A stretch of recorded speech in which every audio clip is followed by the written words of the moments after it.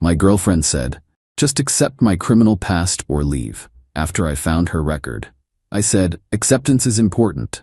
Then her boss found the same record. When HR called her in, she discovered that I, 32 male, just discovered my girlfriend Bianca, 29, has been lying to me for our entire 2-year relationship. We met at a tech conference where she was presenting on cybersecurity. Smart, confident, making good money as a security analyst at a Fortune 500. I thought I'd hit the jackpot. Last week, I was helping her prep for a big presentation. She asked me to grab some files from her home office while she was at work. That's when I knocked over a box hidden behind her filing cabinet. Old documents spilled out, including court papers, criminal conviction, embezzlement, $75,000 stolen from her previous employer 5 years ago. My hands went cold. I read through everything. She'd been their accounts payable manager, created fake vendor accounts, approved payments to herself over 18 months. Only got caught when the owner's son took over and did an audit. Pled guilty, got 2 years probation, ordered to pay restitution. The kicker? Her current LinkedIn shows continuous employment. No gap. She's listing that company as a reference with fake dates that skip over her crime entirely. When she got home, I had the papers on the kitchen table. "So you found those," she said. Not even surprised. Just annoyed. "Bianca, what the hell? Embezzlement?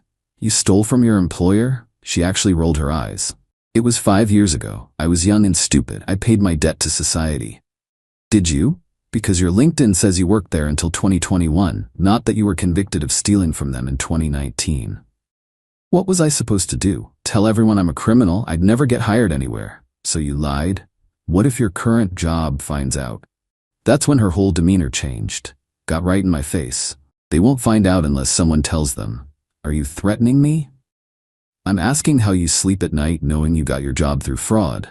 She laughed. Actually laughed. "Fraud? I'm excellent at my job. I've saved them millions in security improvements. They're lucky to have me." "Bianca, you handle financial systems. You have access to.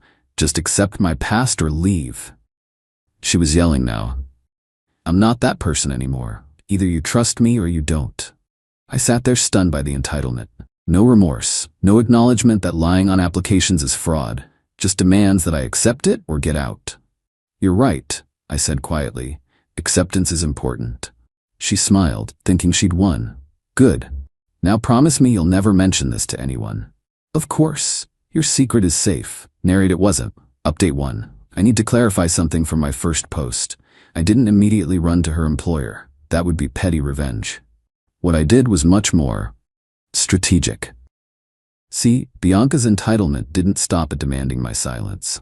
Over the next few days, she became insufferable, kept making comments like, "Now that you know my secret, I own you," and "partners in crime, baby." She even joked about having me help her optimize expense reports at her company. I realized she saw my knowledge as making me complicit, like I was now trapped. That's when I learned something interesting. Her company was switching to a new HR system, mass digitization of records.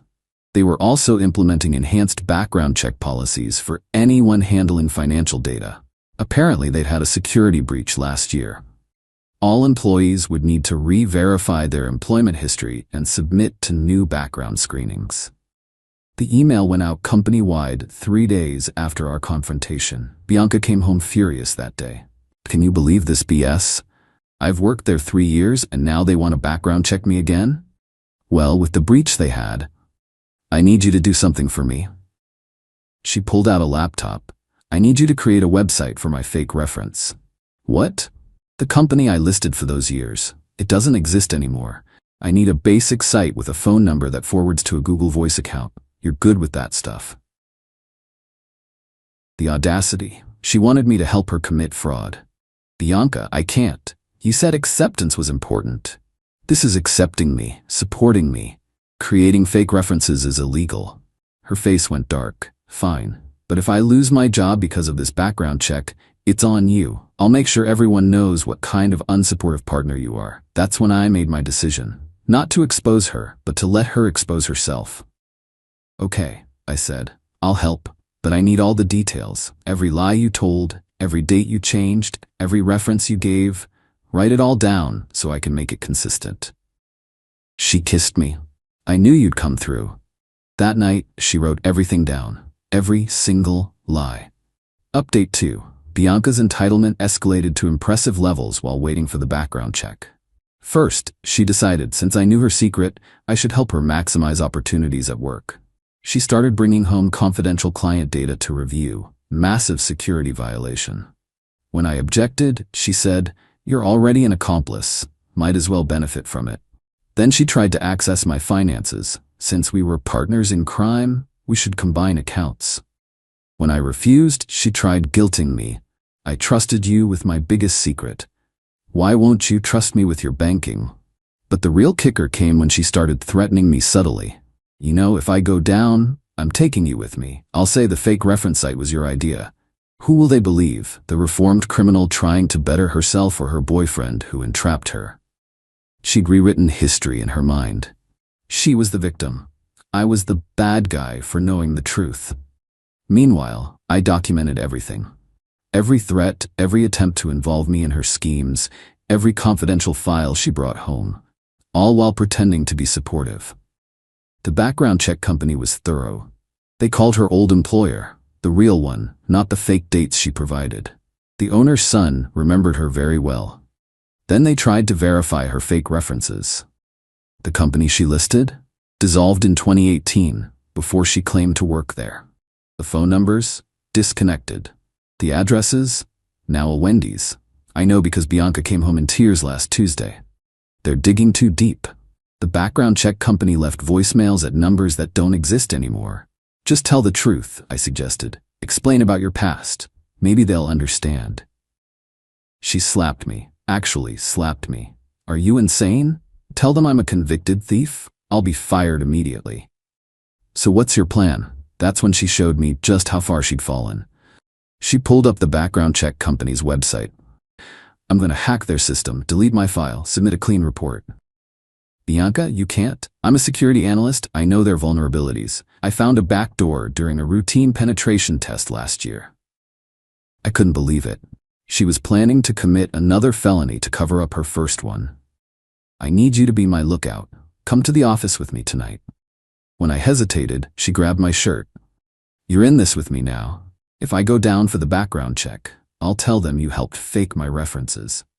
Your little documentation won't mean anything when I show them the website history from your IP address." Except I never made that website. I just let her think I did. Update 3. The office infiltration was set for midnight. Bianca had it all planned. She'd use her legitimate access to enter, then exploit the vulnerability to access the background check system. I was supposed to watch for security and create an alibi. I agreed to everything. Then, an hour before we were supposed to leave, I developed sudden food poisoning. Spent the evening loudly sick in the bathroom, mostly sound effects. "I can't go like this," I groaned. "I'll just slow you down." She was furious, but couldn't wait. The background report was due in 48 hours. "Fine, I'll do it myself, but you better back up my alibi." She left at 11:30 p.m. I waited 5 minutes, then made a phone call. "Hi, I'd like to report suspicious activity at my girlfriend's workplace. I think she's planning to break in." I gave them her name, her car description, and mentioned she'd been acting paranoid about a background check. Said I was concerned for her mental health. Then I sent an email to her company's security team from an anonymous account. "Check your penetration test logs from last year. Your analyst B. Morse may have retained unauthorized access." By 2 a.m., Bianca was calling from jail. "You set me up. You called them." "I know you did." "Called who?" "I've been sick all night. What happened?" "Security was waiting for me. They knew about the backdoor. They traced it to the pen test." "Oh my God, what were you doing there?" "I need bail. Come get me now." "Of course, babe. I'll be right there." I didn't go. Instead, I started packing her things. Final update. It's been a week since Bianca's arrest, and the full consequences have landed like dominoes. Her company's investigation revealed she'd retained unauthorized access from a legitimate penetration test. She'd been bringing home confidential client data. They found her home laptop. She'd lied extensively on her application about her criminal history. She'd attempted to access their background check vendor's system. The background check had already red flagged her for the embezzlement conviction and falsified employment history. She was getting fired anyway. The break-in just added federal charges. She was charged with attempted unauthorized access to computer systems, federal crime, corporate espionage, violation of her previous probation, identity fraud for the fake references. Her lawyer reached out asking if I'd testify about her mental state, claimed she was having a breakdown. I declined. But you're her boyfriend. You said acceptance was important. I accept who she really is, I replied. A criminal who refuses to take responsibility. The most satisfying part? During the investigation, they found evidence she'd been slowly siphoning client data to sell to competitors. She wasn't reformed, she'd just gotten smarter about her theft. Her parents bailed her out but disowned her when they learned the truth. Her sister called me crying, saying Bianca had borrowed $30,000 for investing over the past year. That money? Gone. Last I heard, she took a plea deal. 18 months federal prison, 3 years probation after. She's permanently banned from any job involving financial systems or security clearances. Her certifications were revoked. She sent one last message through her lawyer. He could have just accepted me. This is his fault. No, Bianca, you could have just been honest.